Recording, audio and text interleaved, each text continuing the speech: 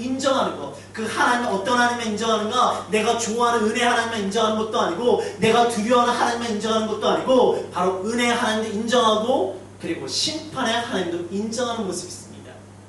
신앙생활 하시는 분들을 보면 가끔 어떤 분은 사랑의 하나님만 너무 좋아하시는 분들이 계세요.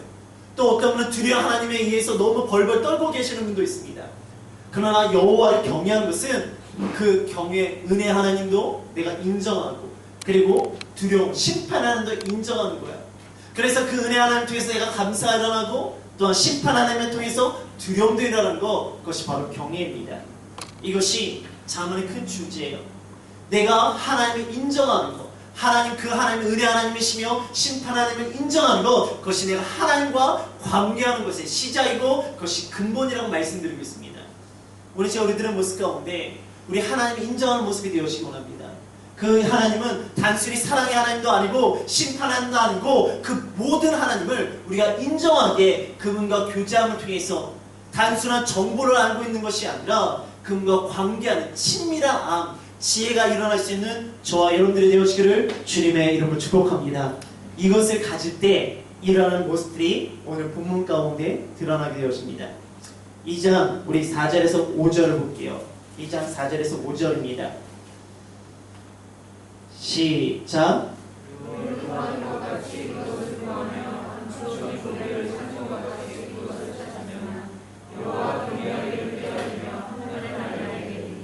네, 은을 구하는 것이 그것을 구하며 감추인 보배를 찾는 것이 그것을 찾으라고 이야기합니다.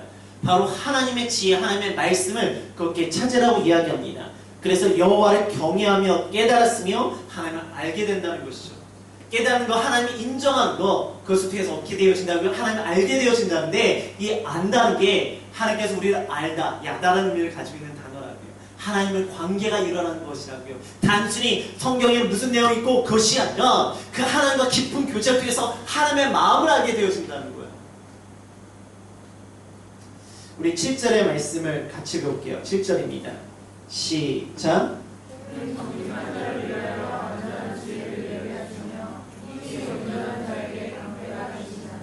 그렇게 하나님을 간절히 찾는 자에게 완전한 지혜를 우리에게 주신대요. 그 완전한 지혜가 뭘까요? 그 완전한 지혜는 말씀인데 이 완전한 지혜라는 단어가 참 재밌는데 이게 두 단어의 합성어가 아니에요. 한 단어가 그냥 지혜보다 더 완전한 지혜를 가지고 있는 단어를 가지고 있더라고요. 그게 뭘까요? 바로 말씀이며 말씀이 육신이 되어 우리 가운데 거하심에 그분이 누구시죠? 바로 예수 그리스도. 정직한 자에게, 하나님을 찾고자 하는 자에게 완전한 지혜를 주신데 그것은 말씀이며 말씀이 우리 가운데 임하시게 예수 그리스도를 우리에게 허락해 주시는 그 말씀으로 우리가 연결되어집니다. 잠언은요 지혜의 신입니다. 그리고 말씀입니다. 그 말씀 가운데 중심은 누구십니까? 바로 예수 그리스도십니다. 그래서 예수 그리스도 소유한 자, 예수 그리스도를 붙잡고 찾아가는 자, 그 자에게 하나님께서 우리에게 삶을 살아갈 수 있는 승리를 이야기하는 책이 바로 잠언이라는 것이죠. 우리 3장 5절과 6절의 말씀을 같이 볼게요. 3장 5절과 6절입니다. 시작.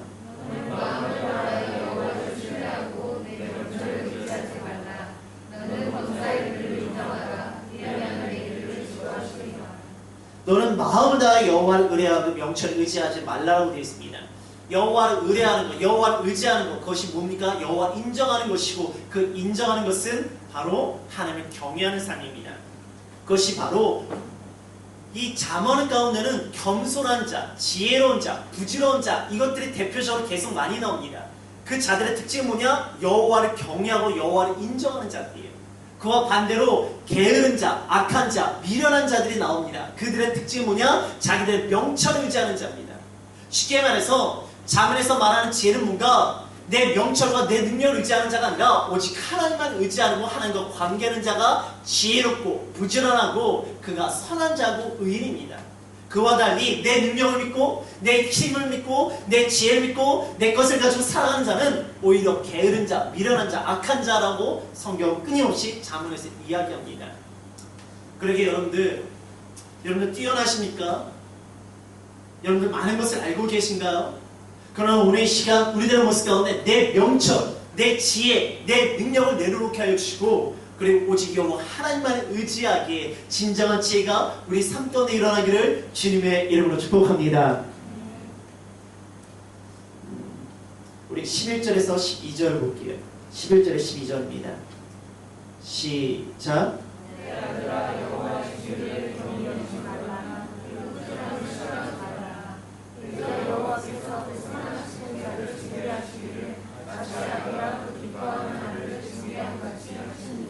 오케이.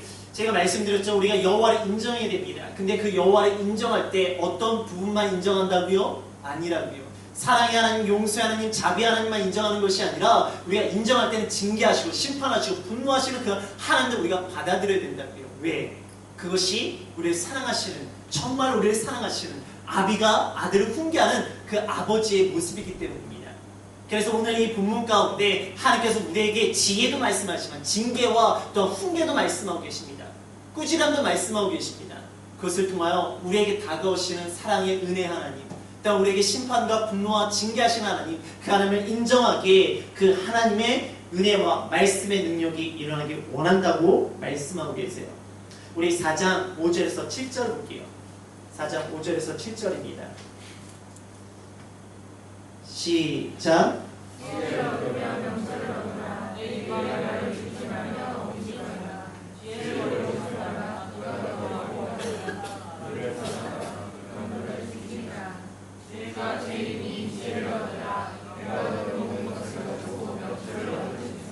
지혜를 얻으라고 이야기하고 지혜를 버리지 말라고 하고 지혜가 제일이라고 이야기합니다. 지혜가 뭐라고요? 말씀이라고요. 말씀이 뭐라고요? 예수 그리스도시라고요. 우리가 예수 그리스도 안에서 예수 그리스도를 얻으면 그 예수 그리스도를 절대로 버리지 말래요. 그리고 예수 그리스도가 최고라고, 예수 그리스도 제일이라고. 그러면 우리는 어떻게 하시는가? 23절 볼게요. 4장 23절입니다. 23절입니다. 시작.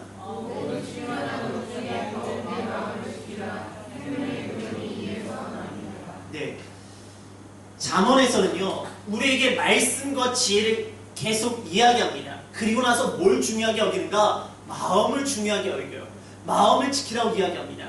마음을 지킨 다음에 뭘 지키라고 이야기하는 줄 아십니까? 우리의 입을 지키라고 이야기해요. 그 다음에 우리의 입을 지키라고 한 다음에 우리를 어떻게 하라고 하시는 줄 아십니까? 우리의 인생과 우리의 계획을 오직 여호와 하나님께 맡기라고, 우리의 삶을 맡기라고 이야기합니다. 바로 말씀으로 시작해서 그 말씀이 어디에 임해야 된다고요? 우리의 마음에 임해야 되고, 우리의 마음에 임하니까 마음에서 나오는 언어가 하나님의 지혜의 언어가 되어져야 되고, 말로만 끝나는 것이 아니라 그 말한 대로 살고자 하는 삶이 우리 가운데 일어나는 것, 그것이 잠언에서 전체적으로 말하는 지혜의 삶입니다. 지혜는요, 단순히 머리에 있는 것이 아니에요. 지혜는 가슴에 있어야 됩니다. 마음에 있어야 됩니다. 마음에 있어서 그 마음에서 나오는 말이 내 삶 가운데 드러나야 돼요. 그리고 그것이 말로 끝나는 것이 아니라 내 삶 가운데 주님의 인도하신 가운데 일어나는 것, 그것이 바로 지혜, 참된 삶, 예수 그리스도를 따르는 삶이라는 것이죠. 수없이 우리가 들었습니다. 믿음과 삶, 수없이 들었습니다. 그러나 잠언의 내용도 똑같아요.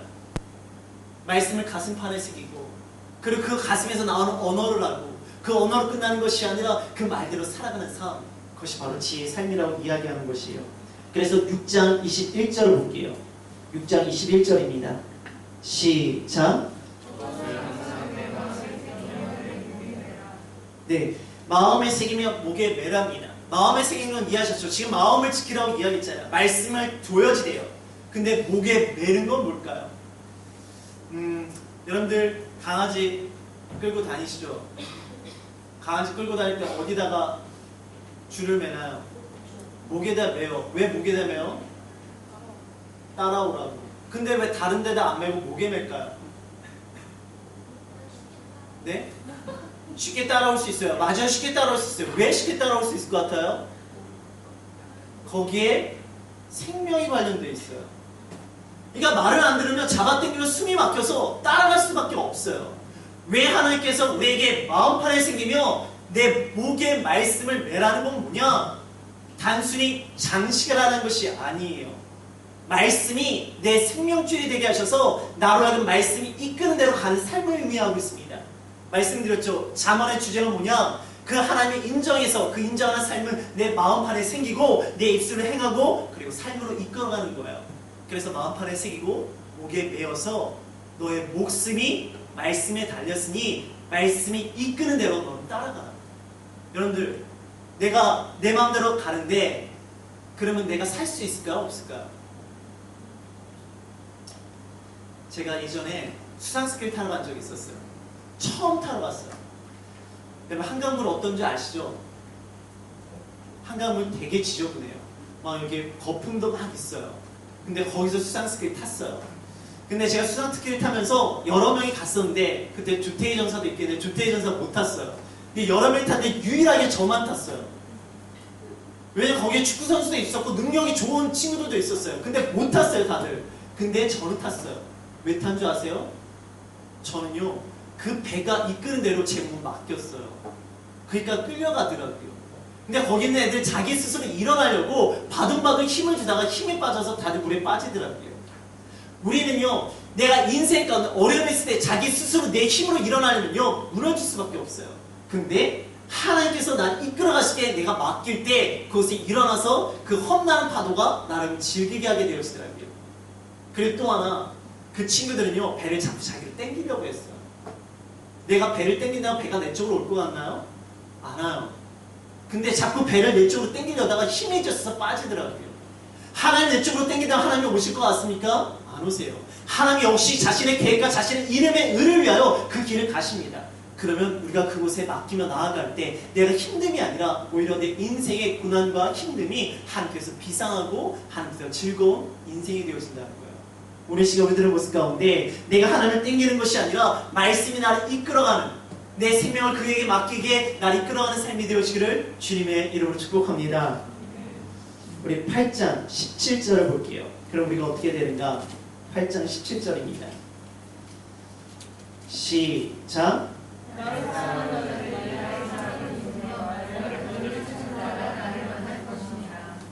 그래서 하나님의 사랑을 우리가 바라봐야 되고 하나님을 찾아야 됩니다.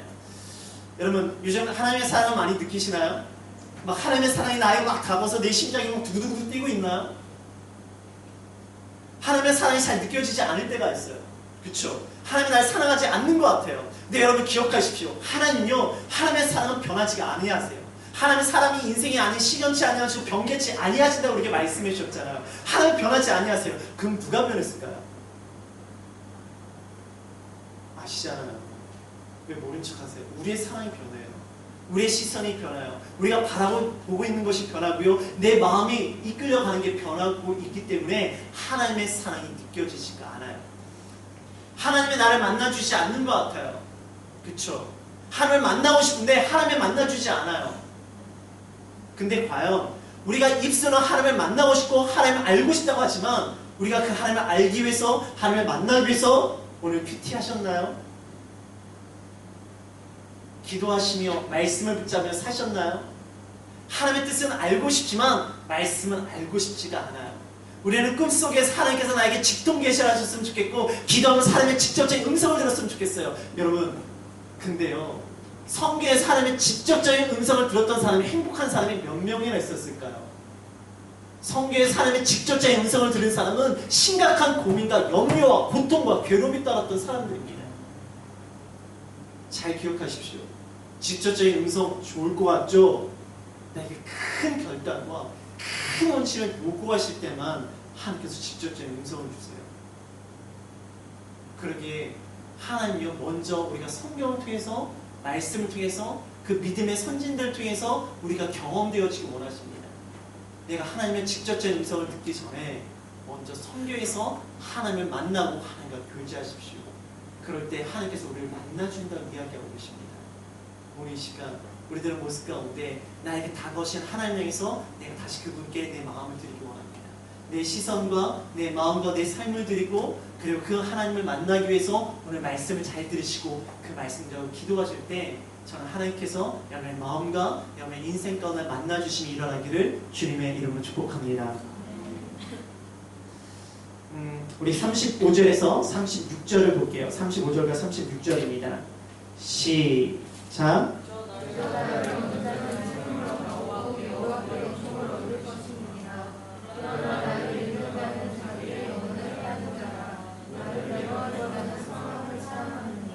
그래서 나를 얻는 자는 생명과 은총을 얻는 거예요. 정말 하나님을 찾고 하나님을 사랑하는 자에게 은총과 또한 생명이 있습니다. 그런데 미워하는 자는 사망이래요. 우리가 하나님을 사랑하고 있습니까? 하나님을 미워하고 있습니까? 여러분 하나님을 사랑하고 계신가요? 하나님을 미워하고 계신가요?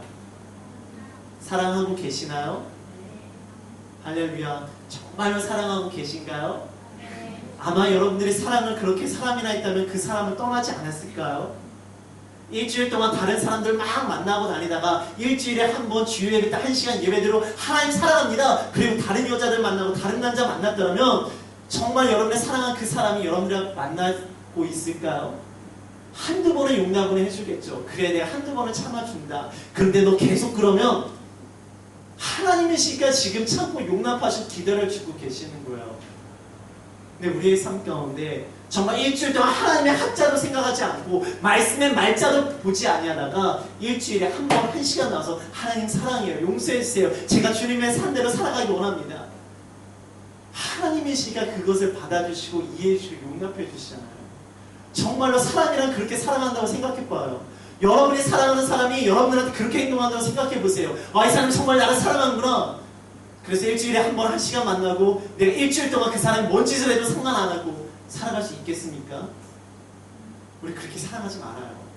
하나님 우리를 향해서 쉬지도 않고 졸지도 아니하시고 눈을 부릅뜨시고 우리가 여호와의 산을 도우심을 바라볼 때마다 우리를 지키시는 하나님이신데 우리도 그 하나님을 이제는 조금 더 생각하며 조금 더 말씀 묵상하며 조금 더 그분께 다가야 되는 삶이 일어나지 않을까요? 오늘 시간 여러분들 매일 삶 가운데 많은 말씀을 읽지 못할지라도 큐티 한 구절 많은 말씀 내가 붙잡지 못할지라도 그 한 단어 한 문장을 가지고 정말 기도하며 하나님과 교제하는 우리의 삶이 되어지기 원합니다. 우리 10장 4절과 16절을 볼게요. 10장 4절과 16절입니다. 4절 먼저 읽을게요. 시작.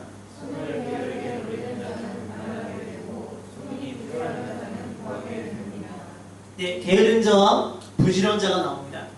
그런데 여기서 단순히 게으르고 부지런한 거 그것을 의미할 수도 있어요. 근데 제가 처음에 이야기할 때 자본에서 게으른 것이 뭐라고 이야기했습니까? 하나님이 인정하지 아니하는 것, 말씀대로 살아가지 아니하는 것, 그것이 게으름이라고 이야기했습니다. 그리고 부지런함이 뭐라고 이야기했죠? 여호와를 인정하는 것, 그것이 지혜고 부지런함이라고 겸손함이라고 말씀드렸어요. 근데 사실 이 원어를 보면은 게으르한 자가 게으르다는 뜻도 있지만 원래 단어가 사기치다, 속이다는 의미를 가지고 있어요. 그러니까 하나님의 뜻대로 살아가는 것이 아니라 사람들을 속이는 거예요. 거기다가 플러스 자기 멋대로 살아가다는 의미를 가지고 있습니다. 즉, 이 게으르다는 것은 단순히 육체적으로 좀 나태하고 그런 것을 의미하는 것이 아니라 속이는 자고 자기 멋대로 살아가는 자예요. 그러니까 바쁘게 살아가도요, 자기가 원하는 대로 살아가면 그 사람은 뭐라고요? 게으른 자라는 거예요. 성경에서 말하는. 그러면 여기서 부지런한 자라는 뜻이 또 재밌습니다. 단순히 막 열심히 살아가는 자를 의미하는 게 아니에요. 여기에서 의미가 fine gold라는 의미를 가지고 있어요. 그러니까 금을 찾으러 다니는 거예요. 그리고 골드라는 의미도 있습니다. 그리고 이렇게 돌이깨질을 한다는 의미도 있어요. 그리고 거기에 결정하다는 뜻도 있고요. 그리고 플러스 성실한 뜻도 가지고 있는 단어가 부지런하다는 단어예요. 재밌지 않나요? 제가 이 단어를 묵상하다 뭐가 생각났을까요? 마태복음 13장 44절의 말씀이 생각났어요. 그게 뭐냐? 천국의 비유 중에 보화. 천국의 보화의 비유입니다. 천국의 보화를 찾기 위해서 막 부지런했는데 정말 거기서 보화를 발견한 거예요. 그러니까 어떻게 합니까? 결정을 한 거예요. 뭘 하기로? 내 모든 소유를 팔아서 이 보화를 사기로 결정한 거예요. 그러면 그것을 산 것으로 끝나는가? 아니요. 보화를 가진 자의 삶을 살아가는 것. 그것이 뭐라고요? 부지런한 자의 삶이라고요. 그 어린이 찬송가에 뭐라고 되어 있어요? 집도 팔고 집도 팔고 밭도 팔고 뭘도 판다고요? 냉장고도 팔아버린다고요. 그만큼 그 보화가 귀하기 때문에 그 보화를 발견하니까 내가 그것을 결정하고 그것을 사고 그 말씀으로 살아가는 것, 그것이 부지런함입니다. 오늘 이 시간 우리가 단순히 내가 뭐 바쁘게 살아갑니다, 저는 게으르지가 않습니다, 그것이 아니라고요. 하나님의 말씀을 가지고 살아가는 사람이 정말 부지런한 삶이에요. 그 말씀의 보화를 찾고자 우리도 말씀을 붙잡고 내가 단순히 성경이 아니라도 내 삶 가운데 하나님의 뜻, 하나님의 말씀의 의미들을 찾으며 그것들을 통해서 아, 내가 그렇게 살아가야지. 그 말씀대로 살아가야지. 그것이 진정한 부지런함입니다. 그것이 아닌 것이 게으름이에요. 그럼 16절을 볼게요. 16절입니다. 시작.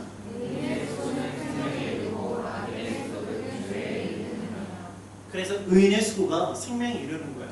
하나님의 보배를 찾으러 다니는 거예요. 그 보배를 가지고 결정하는 거예요. 그 보배대로 살아가는 거예요. 그 의인의 수고예요. 거기에 뭐가 있다고요? 생명이 있다고요. 그런데 죄인은 뭡니까? 자기 멋대로 살아가는 인생이에요. 속이며 살아가는 인생이에요. 게으른 인생이에요. 거기에는 멸망이 있다고 말씀하고 계세요. 그러면 11장을 볼게요. 11장 3절입니다. 3절을 보겠습니다. 시작. 정직한 자의 성실은 자기를 인도하거니와 사악한 자의 폐역은 자기를 망하게 하느니라. 그래서 정직과 사특함이 있습니다. 여러분 정직과 솔직은 차이가 있어요. 그렇죠? 여러분 솔직한 사람이랑 지내는 거 어떠신가요? 좋으신가요? 좋기도 하지만 때로는 상처를 주잖아요. 너 오늘 머리 왜 그러니? 너 화장 떴다? 너 치마 왜 그러니? 너 옷이 왜 그러니? 그 말을 할 때마다 아프고 괴롭잖아요. 근데 정직은 달라요. 뭐가 다른가? 정직은요, 솔직 플러스 지혜로움이에요. 그래서 하나님께서 우리로 하여금 정직하게 하세요. 네, 여러분 기억하십시오. 하나님 앞에서는 정직이 아니에요. 하나님 앞에서는 솔직함이에요. 사람 앞에서는 정직함이지만 하나님 앞에서는 솔직함입니다. 왜? 하나님께서 우리가 어린아이 같은 모습으로 오기 원하세요. 어떤 꾸민 모습, 어떤 지혜로운 모습이 아니라 그저 있는 그대로의 모습. 하나님 저 아파요. 하나님 저 미워요. 하나님 나 화났어요. 하나님 저 죽여버리고 싶은데 어떡하죠? 그 솔직함으로 나아가기 원하세요. 그런데 사람은 우리의 솔직함을 감당할 수가 없어요. 그렇기 때문에 하나님께서는 우리가 사람에게 나갈 때는 지혜로운 정직함으로 나아가기 원하십니다. 그럼 사특함은 뭔가 영어 성경은 하나님이 없는 자예요. 하나님 인정하지 않는 자예요. 불경건한 자예요. 뭡니까? 여호와를 인정하지 아니하는 교만한 자, 게으른 자, 그 사람이 바로 사특한 자, 악인입니다. 그래서 11장 9절을 볼게요. 9절입니다. 시작.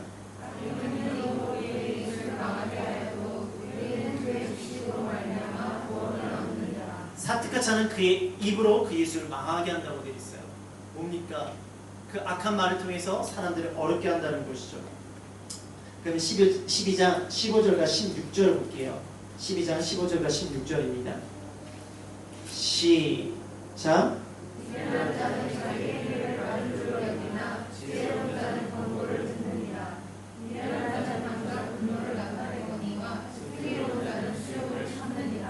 미련한 자가 제가 뭐라고 말씀드렸죠? 여호와를 인정하지 아니하는 자, 게으른 자, 미련한 자가 다 여호와를 인정하지 아니하는 자예요. 그들의 특징은 자기 해가 바른 줄 알아요. 왜? 기준이 뭡니까? 말씀이에요? 아니요, 자기예요. 자기가 보니까 나는 괜찮은 거예요. 자기 멋대로 사는 것이 괜찮은 거예요. 그러니까 잘못된지 몰라요. 그런데 지혜로운 자의 특징이 뭡니까? 기준이 뭐예요? 마음에 뭐가 새겨져 있죠? 말씀과 지혜가 새겨져 있어요. 그의 기준은 말씀이고 지혜롭기 때문에 그 지혜의 말씀을 듣기를 원하는 모습이 그의 삶 가운데 있다는 것이죠. 우리 13장을 볼게요. 13장 3절입니다. 시작.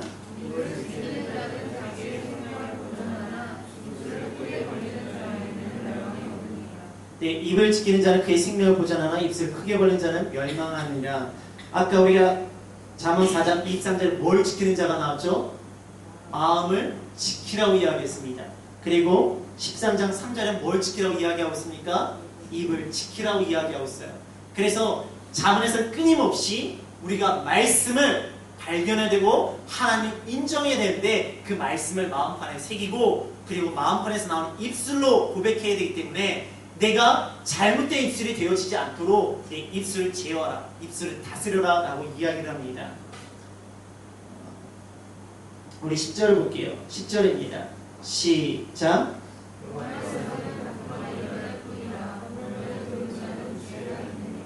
교만에서 다툼만 일어날 뿐이라 권면을 듣는 자가 지혜롭다고 이야기했어요. 교만에 뭐라고요? 하나님 인정하지 아니한 자예요. 그것은 다툼이 일어납니다. 왜? 내 기준이기 때문에.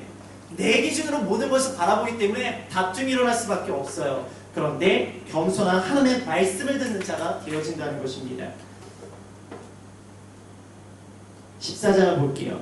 14장 30절입니다. 30절입니다.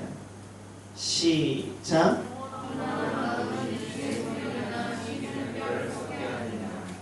네, 14장 30절에 마음의 화평은 육신의 생명이나 시기는 뼈의 썩음이라고 되어 있어요.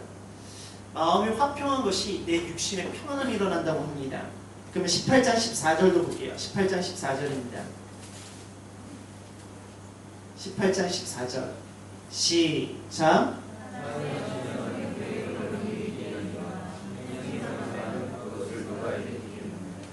여기서 말하는 건 뭡니까? 내 마음이 편안해야지만 내 육체의 병도 치유될 수 있다는 거야. 이게 우리에게 큰 선택의 기준입니다. 여러분들, 내 선택의 기준 가운데 육이 편한 것을 선택하시겠습니까? 마음이 편한 걸 선택하시겠습니까? 마음 편한 걸 정말 선택하고 계신가요? 여기 오신 분들은 마음 편한 걸 선택하신 것 같아요. 그렇죠? 내가 힘들고 지치지만 그래도 말씀을 듣고자 하는 것이 편하기 때문에 이 자리에 나온 줄 믿습니다. 그런데 우리 가운데 마음이 편한 걸 선택하시나요? 영이 편한 걸 선택하시나요? 쉽게 말해서 내 감정이 원하는 걸 선택하십니까? 아니면 내 말씀, 하나님의 말씀이 원하는 걸 선택하십니까? 할렐루야. 상황 따라 다르죠. 그때 다르죠. 우리들의 모습 가운데. 그런데 이 기준이 되게 중요해요. 내가 정말로 건강하게 살기 원한다면 육체가 편한 것보다, 몸이 편한 것보다 마음이 편한 걸 선택하셔야 되고, 마음이 편한 것보다 내 영이 편한 걸 선택하셔야 됩니다. 그리고 영이 편한 것의 기준은 무엇인가? 바로 말씀이 되어줘야 돼요. 그때 내 영이 건강해지고 내 마음이 평화가 이루어지며 내 마음이 편하기 때문에 내 육체의 질고와 질병이 떠난다는 말씀이에요. 오늘 이 시간 우리들의 말씀을 듣기에 내 영이 건강해지고 하나님께 주는 평강이 일어나며 그것을 통하여 내 육체가 건강해지기를 주님의 이름으로 축복합니다. 우리 15장을 볼게요. 15장 16절과 17절입니다. 16절과 17절 같이 읽을게요. 시작.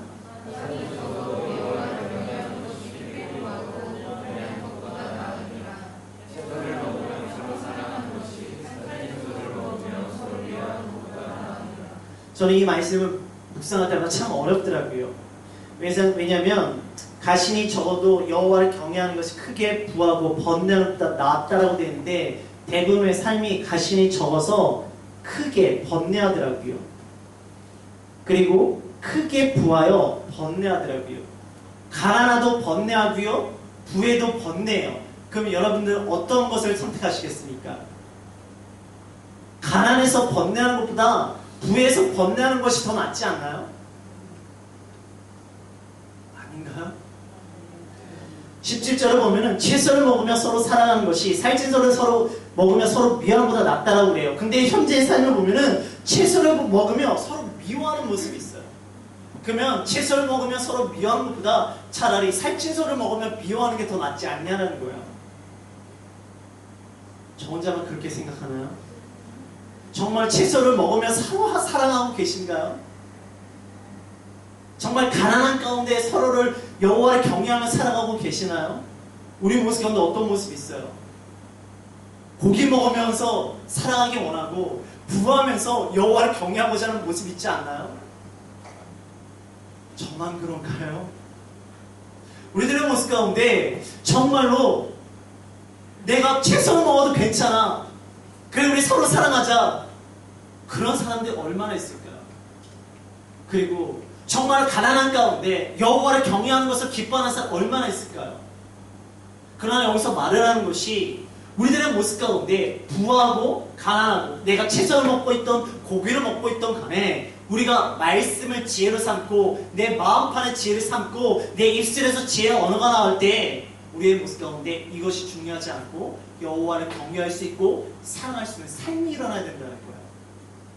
먹고 부하고 가난하고 먹지 못하고가 중요한 것이 아니라 우리의 마음판에 있을 때 상황과 상관없이 우리는 살아갈 수 있을 줄 믿습니다. 오늘 이 시간 하나님과 함께하기에 상황이 흔들리는 인생이 아니라 말씀에 굳건히 잡혀있는 인생이 되시기를 주님의 이름으로 축복합니다. 그래 33절을 읽을게요. 33절입니다. 시작.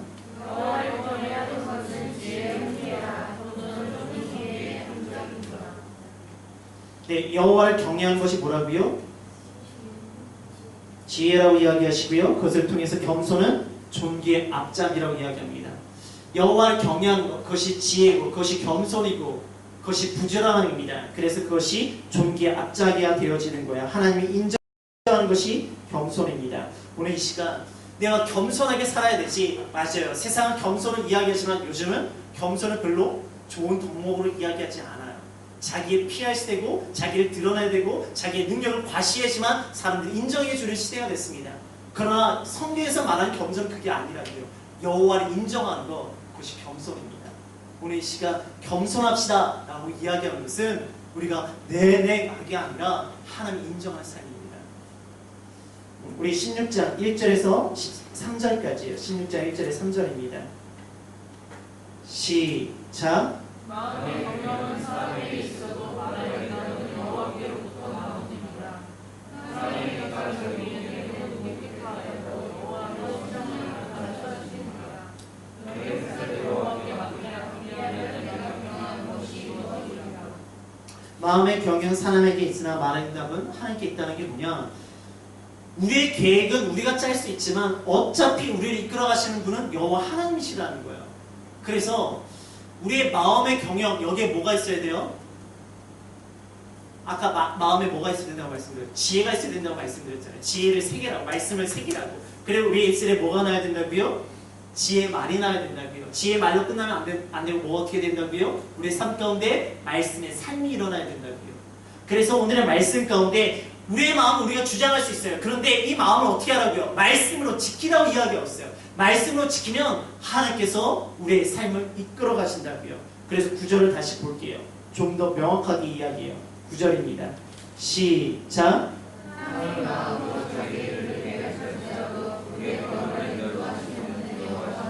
네, 우리의 삶을 인도하시는 분이 여호와 하나님이시래요.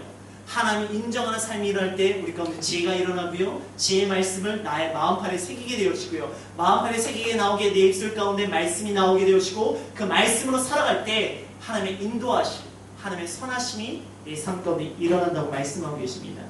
그러나 이와 달리 18절을 볼게요. 18절 시작.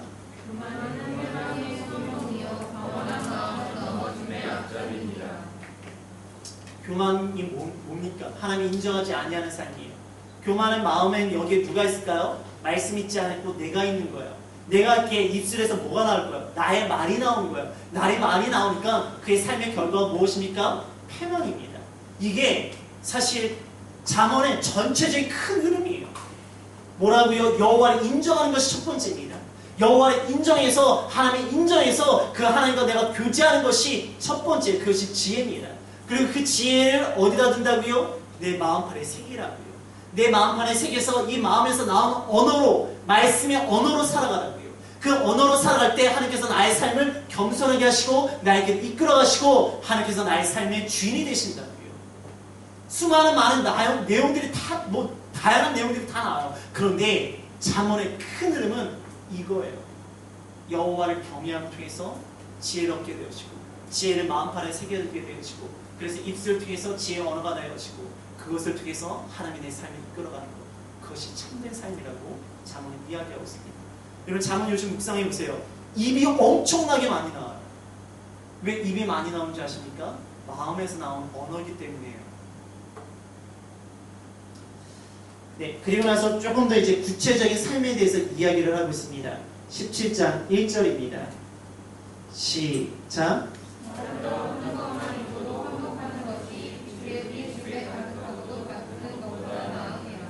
마르타 한 조각만 있어도 화목한 게 좋습니까? 아니면 육선이 집에 가득하고 다투는 것이 좋습니까?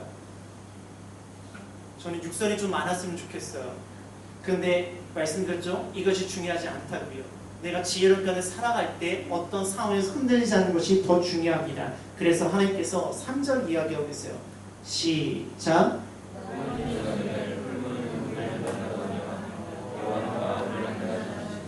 뭘 연단하신다고요?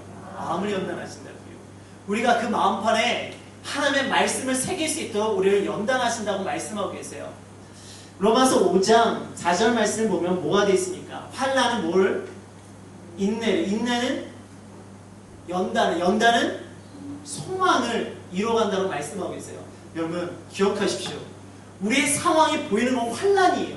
그 소망을 볼 수 있습니까? 못 봐요. 근데 소망은요, 상황에 의해서 결정되어지는 것이 아니에요. 상황을 보고 야 소망 있다 이야기하는 것이 아니라고요. 소망은요, 내가 보기에는 절망이고 환난이고 힘들지만 그래서 내가 연단받고 인내하니까 거기서 맺어지는 것이 바로 소망이라고요. 여러분 바탄 단기 선교 갔다 왔잖아요. 그 지금 선교사님 많은 사역을 하고 계시잖아요. 근데 그분이 시작하자마자 그런 열매가 맺히신 것 같아요? 아니요. 10년 년 동안 계속 실패하셨어요. 얼마나 힘들었겠습니까? 그래서 포기하고 싶었고 막 이게 뭐 이렇게 병도 얻으시고 자녀도 힘든 가운데 포기하고 돌아가고 싶은 마음이 있으셨겠죠. 그런데 그곳에서 내가 결정한 것이 아니라 말씀으로 인내하고 연단했더니 이제 조금씩 소망의 열매들이 보이기 시작합니다. 여러분의 삶 가운데 소망이 보이시나요? 잘 안 보여요. 그러나 그곳에서 하나님을 바라보십시오. 그럼 그곳에서 인내하고 나를 연단하셔서 내 마음판에 틀림없이 말씀을 새기시는 하나님 통해서 내 삶 가운데 하나 둘의 소망의 열매들이 일어납니다. 우리 지난주에 시편의 말씀 묵상했잖아요. 울며 씨를 뿌린 자가 기쁨으로 단을 거둔다고. 그런데 여호와께서 세우지 아니하시면 그 수고가 헛되다고 이야기한다고요. 우리가 아무리 밤에 자고 일찍 자고 뭐 늦게 자고 그런 상관없이 여호와 함께하고 수고할 때 인내, 소망이 우리 가운데 맺혀질 수 믿습니다. 포기하지 마세요. 절망하지 마세요. 말씀을 붙잡으십시오. 18장 21절을 볼게요. 18장 21절입니다. 시작.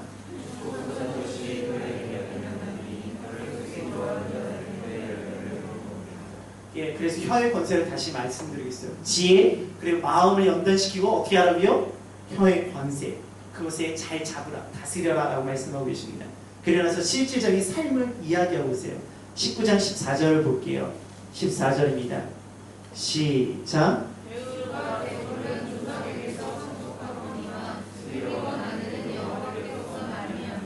네, 직과 재물은 조상에게서 상속하거니와 슬기로운 아내는 여호와께 말미암이니라. 이건 단순히 아내만 아니라 남편도 속합니다.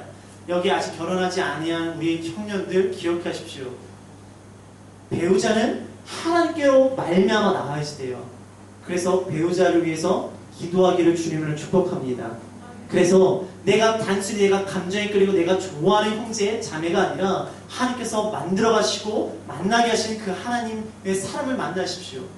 배우자 기도 하시나요? 우리 도행자매 배우자 기도 아직 안 하고 있어요. 그래요. 기도 시작하기를.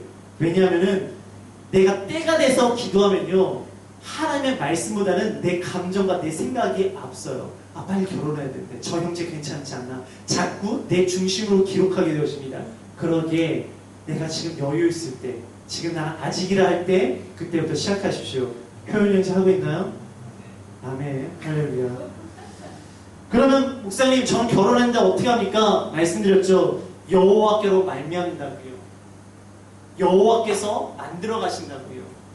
그러하기에 지금 내 배우자, 나는 결혼을 할렐루야 이러지 마시고요. 하나님께서 만들어 가실 것을 기대하십시오. 하나님께서 귀하게 만드실 줄 믿습니다. 20장 13절입니다. 20장 13절 시작.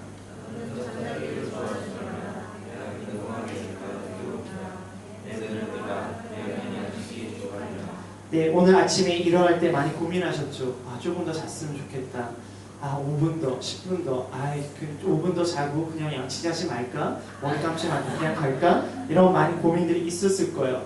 특별히 오늘 새벽 예배 나오시는 분들도 오늘은 그냥 새벽 예배 스킵해? 아니면 조금 더 늦게 가? 그런 상황이 있겠죠. 그러나 하나님께서 우리에게 주시는 건 뭔가? 내가 하나님의 말씀을 가진 자라면 부지런해질 것을 말씀하고 계세요. 여러분 게으름이요 부지런한 거 게으름이요 게으름의 결과 중에 하나가 바쁨입니다. 왜냐하면 내가 게으르기 때문에 바빠지는 거예요. 여러분 학창 시절에 시험 기간 앞에 되게 바빴잖아요. 안 바쁜 시절도 있었죠. 모든 성적을 하나님께 올려드리며 그냥 자유롭게 사는 분도 있었지만 시험 기간 때 바빴어요. 왜 바빴어요? 평소에 공부를 안 하니까 그때 되니까 바쁜 거예요. 게으름의 결과가 바쁨입니다. 정말 부지런하면은 바쁘지가 않아요. 우리들의 모습 가운데 부지런함이 일어나기 원합니다. 하나님 오늘도 내가 조금 더 자려고 하는 것이 아니라 조금 더 주님을 만나기 원하는 삶이 되어시기 원합니다. 그리고 잠을 잘 때 어떻게 지난주에 말씀드린 것처럼 사랑하는 자에게 잠을 주실 뿐만 아니라 그 잠이 어떻다고요? 잠언말처럼 달콤하다고요. 그 스윗하다고요. 그 스윗한 깊은 잠을 자기를 주님의 이름으로 축복합니다. 19절을 볼게요. 시작.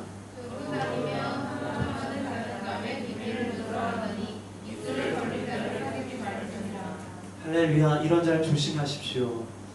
두루다니며 헌담하는 자를 조심하십시오. 근데 이상하게 다른 사람의 헌담이 왜 이렇게 재밌는지 모르겠어요.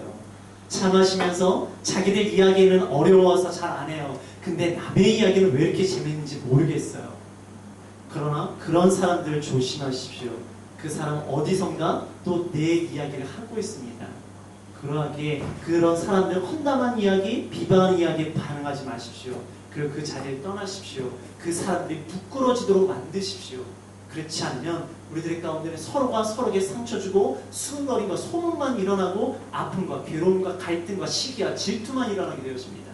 오늘 이 시간 서로에 대해서 헌담하고 잘못된 소문을 내는 자가 부끄러워지는 우리의 모습이 일어나기를 주님의 이름으로 축복합니다. 우리 21장을 볼게요. 21장 4절입니다. 21장 4절입니다. 시작.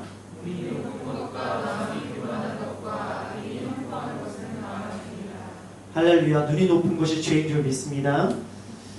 여기 눈이 높으신 분들 눈을 낮추길 주님으로 축복합니다. 눈이 높은 것, 그것이 마음의 교만함이랑 연결되어집니다. 그리고 이것이 악인의 형통한 것이랑 연결되어집니다.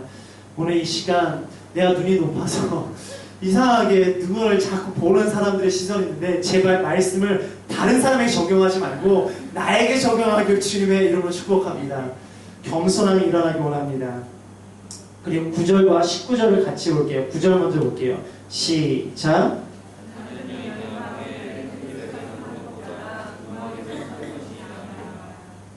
다투는 여인과 함께 큰 집에 사는 것보다 움막에서 혼자 사는 것이 좋다라고 이야기합니다.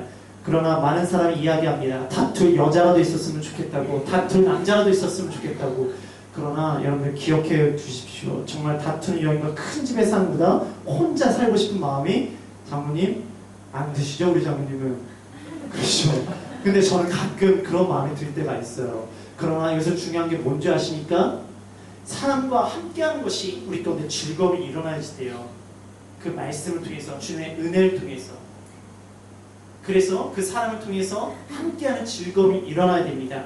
또 이야기해요. 19절에 이야기합니다. 시작.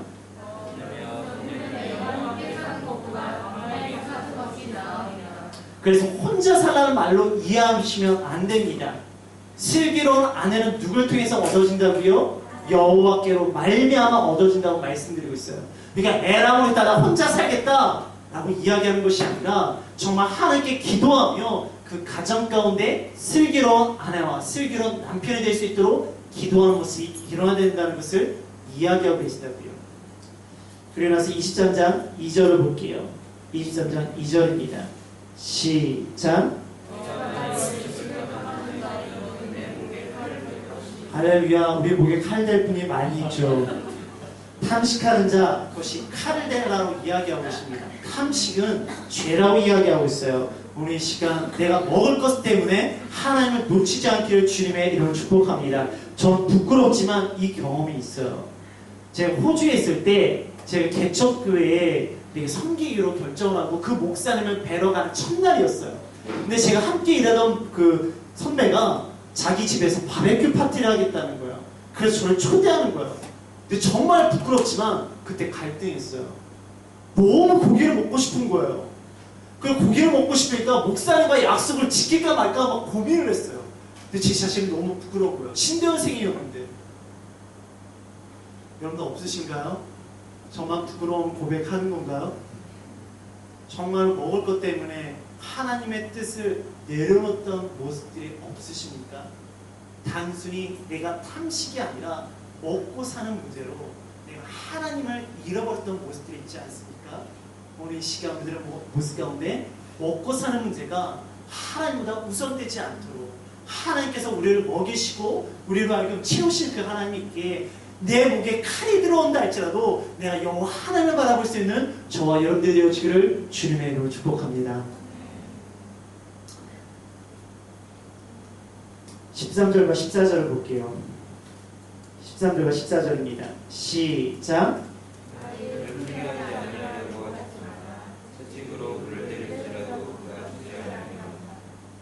14절까지.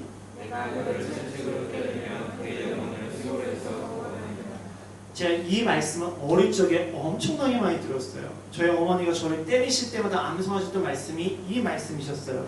아이를 훈계하지 아니지 말라. 채찍으로 그를 때릴지라도 죽지 아니한다고 하셔서 정말 죽을 때 죽을 만큼 저를 때리셨어요. 그것도 빗자루로 파리채로 그 주변에 있는 모든 것으로.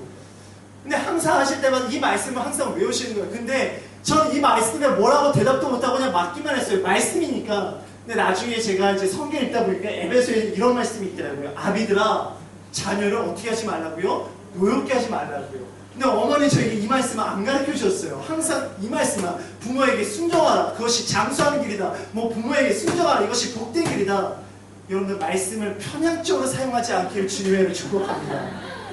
정말 하나님이 인정하는 것 그게 뭐라고요? 내가 원하는 하나님만 인정하는 것이 아니라 심판하는 하나님도 인정하고요. 은혜 하나님도 인정해야 돼요. 내가 원하는 말씀만 자녀에게 주는 것이 아니라 성경에 있는 말씀을 자녀에게 양육하고 훈계하기를 주님의 이름으로 축복합니다. 그래서 많이 맞았어요. 우리 20절을 볼게요. 20절입니다. 시작.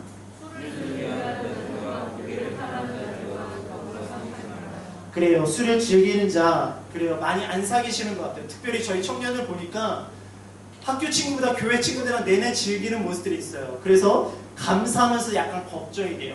왜냐하면 주님께서는 우리로 하여금 우리끼리의 삶이 아니라 세상 가운데 들어가기 살기 원하시거든요. 그런데 술은 즐기지 않는데 보니까 고기를 탐하는 모습들이 있어요.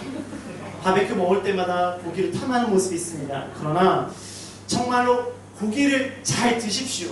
그러나 탐하지는 마세요. 탐하지는 마세요. 하나님보다 먹을 것이 우선시 되어지면 안 됩니다. 근데 우리의 모습은 먹는 것 때문에 예배 시간에 늦은 적이 있지 않나요? 주일 예배 때 식당에서 먹다가 예배 시간에 늦게 온 적 있지 않나요? 내가 먹는 것을 챙기느라 하나님께 예배하지 못한 적은 없나요?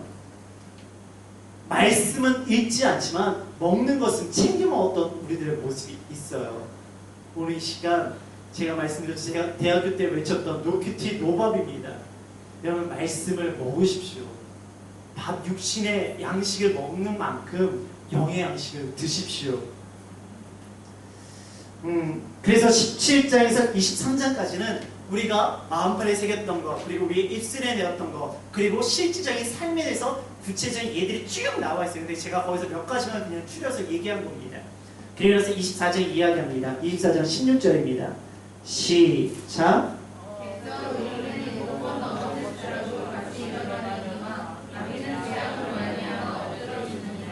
여기서 되게 중요해요.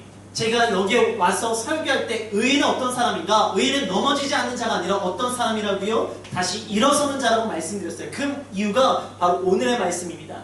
여기서 의인은 절대로 넘어지지 않아 라고 이야기하지 않아요. 의인은 뭐라고요? 7번 넘어져도요 다시 일어나는 자라고요. 의인도 넘어질 수 있어요. 무너질 수 있어요. 여러분 다윗이 안 무너졌습니까? 다윗이 무너졌어요. 그것도 심각하게 무너졌어요. 근데 사울보다 더 심각하게 무너졌지만 사울은 끝났어요. 그러나 다윗은 끝나지 않고 하나님께서 인정하신 위대한 왕이 되었습니다. 차이가 뭔가요?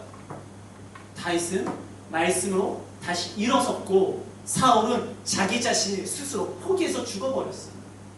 하나님께서 누굴 인정하십니까? 다윗을 인정하십니다. 우리 무너질 수 있어요. 우리가 죄 앞에서 무너지지 않도록 최선을 다했지만 그 죄 앞에서 무너지는 것보다 죄의 결과 앞에서 다시 일어서는 것이 더 중요합니다. 여러분들 죄의 유혹에서 무너지지 마세요. 근데 우리가 약해서 무너져요. 그러나 죄의 결과를 보고 그 결과에서 눌려서 죄책감을 사람을 떠나지 말고 하나님 저 어떻게 살아요? 이제는 저에게 희망도 없고 소망이 없어요. 원래 우리에게 희망과 소망이 없었어요. 근데 누구 때문에 생겼는데? 하나님 때문에 생겼잖아요. 그러면 그곳에서 하나님께서 다시 일어나시라고요. 그것이 진짜 의인이라고요. 오늘도 우리 지켰잖아요. 하나님의 뜻대로 살지 못했잖아요. 고개를 탐했던 목숨이 있었고 식탐이 있었고 또 눈이 높아가지고 사람들을 판단했던 모습도 있잖아요. 그래요. 우리가 그래요. 그런데 그 게으르고 교만하고 사특한 모습이 우리에게 있었지만 우리 다시 말씀으로 일어납시다. 그래서 다시 하나님을 인정하고 그 말씀을 내 마음판에 새기고 말씀으로 말을 하고 하나님의 인도하심을 받는 저와 여러분들이 되시기를 주님의 이름으로 축복합니다. 우리 25장을 볼게요. 25장부터는 히스기야 신하들이 기록한 솔로몬의 이야기들입니다. 13절을 볼게요. 시작.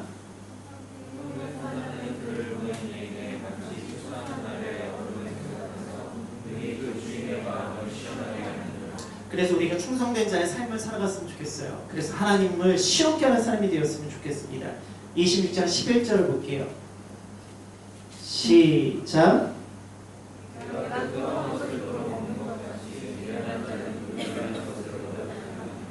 우리가 의인이 됐어요. 의인이 어떻다고요? 넘어져도 다시 일어나는 거예요. 근데 문제는 뭐냐? 우리가 넘어진 것에서 계속 뒹굴고 있으면 될까 안 될까요? 안 된다는 거예요. 근데 걔가 토한 것을 굴르는 모습이 되게 야, 쟤 뭐하냐라고 이야기하지만 우리 삶 가운데 이런 것들이 있어요. 아 이건 아니야. 이건 잘못됐어. 하지만 또 했어요. 그러고 나서 후회가 나에게 다가올 때가 있지 않습니까? 오늘도 아 이건 아니야. 이렇게 하면 안 돼. 했지만 또 그것을 하고 내 삶 가운데 후회로 다가오는 수많은 것들. 여러분들 지금 그 토한 것에서 또 토하지 마시고 거기서 뒹굴지 마시고 벗어나십시오. 일어나십시오. 그리고 의의 길을 가십시오. 왜 거기서 계속 뒹굴고만 계시겠습니까? 그래서 우리들 모습 가운데 이제는 후회하는 삶이 아니라 어떤 삶을? 회개하는 삶을, 그것을 통해서 의인의 삶을 살아가기를. 우리 27장 1절을 볼게요. 27장 1절입니다. 시작.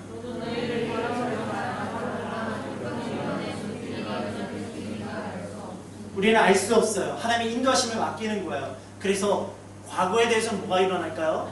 감사가 일어나야 돼요. 하나님께서 나를 인도하셨기 때문에. 현재는 뭐가 일어날까요? 하나님께서 주신 것에 대한 만족이 일어나야 돼요. 그것 가운데 내일에 대해서 뭐가 일어날까요? 기대의 삶이 일어나는 것입니다. 나의 능력과 나의 힘으로 되어지는 것이 아닙니다. 그러나 내가 하나님과 함께하고 내 지혜가 내 마음판에 생기고 내가 지혜의 말을 하고 지혜의 삶대로 살아갈 때 내 과거는요 하나님께서 인도했었던 감사의 사건들이에요. 그리고 지금 나의 삶은 하나님께서 나에게 주신 것을, 좋은 것을 만족한 삶을 주십니다. 그러니까 내일이 기대되어지는 거예요. 여러분 내일 기대되지 않나요? 저는 내일 새벽 예배가 기대돼요. 내일 말씀 좋아요. 할렐루야. 기대하기를 주님을 축복합니다. 그리고 그 말씀으로 내 하루 삶을 시작하기를 주님을 축복합니다.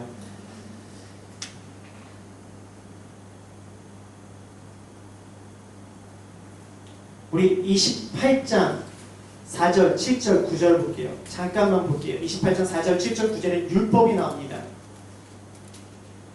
4절에 율법 나오고요. 7절에 율법 나오고요. 9절에도 율법 나옵니다. 29장을 볼게요. 18절에 율법이 나옵니다. 그리고 나서 25절에 같이 읽어볼게요. 시작.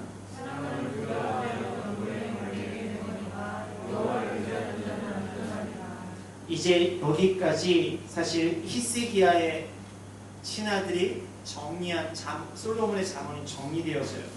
뭔가 앞부분에 네 가지 중요한 흐름을 이야기합니다. 여호와를 경외하는 것, 그것이 내 마음판에 새겨지고 그리고 그것이 내 입술에 나오고 그것을 하나님께 경외에 맡기다 하나님께서 나를 이끌어 가신다고 말씀드렸어요. 그리고 나서 이제 좀 실질적인 이야기들이 쭉 나왔죠. 그리고 나서 의인의 삶에 대해서 이야기합니다. 의인은 넘어지지 않는 자가 아니라 넘어지지만 다시 일어서는 자예요. 그렇기 때문에 우리가 개통한 것을 계속 잊지 말고 그것에서 벗어나서 하나님의 뜻 가운데 우리를 부르신 분의 뜻에 맞게 시험케 하는 삶을 살아가자고 이야기합니다. 그리고 나서 이제 율법을 정확하게 이야기하고 있어요. 그전에 명령과 규례 뭐 이렇게 이야기했어요. 지혜를 이야기했어요. 근데 결론적으로 그것이 무엇인가? 율법이라고 이야기하는 거예요. 그것을 통해서 여호와를 의지하라고, 말씀을 의지하라고. 그래서 30장 7절에서 9절을 봅니다. 3장 7절에서 9절입니다. 시작. 내가 두 가지 일을 주께 구하였사오니 내가 죽기 전에 내게 모자라지 마시옵소서. 곧 복된 것과 거짓말을 내게서 멀리하여 주시며 나를 가난하게도 마옵시고 거하게도 마옵시고 오직 필요한 양식으로 나를 먹이시옵소서. 또 내가 배불러서 하나님을 모른다 여호와가 누구냐 할까 하며 또 내가 가난하여 도둑질하고 내 하나님의 이름을 베게 할까 두려움이니라. 제가 앞에서 우리가 채소를 먹던 고기를 먹던 육선을 먹던 뭐 떡 한 조각을 먹던 그것이 중요하지 않다고 말씀드렸어요. 지금 아굴이 이야기하고 있습니다. 하나님, 내가 부에서 하나님을 모른다 하지 않게 알려주시고 내가 가난해서 하나님을 떠나지 않게 죄짓지 않게 달라고 이야기합니다. 중요한 건 뭔가 하나님을 찾는 인생이라고 아굴이 고백하고 있어요. 31장 30절을 볼게요. 시작.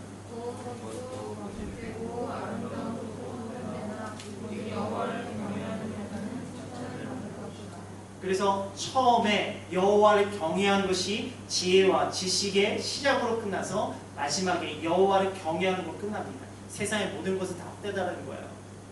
그러나 여호와를 경외하는 것, 여호와를 인정하는 것, 그 하나님의 뜻대로 살아가는 것, 그것을 통해서 내 마음판에 새기고 그 말을 하고 그 삶으로 살아가는 것, 그것이 영원하다라고 말씀하고 계십니다.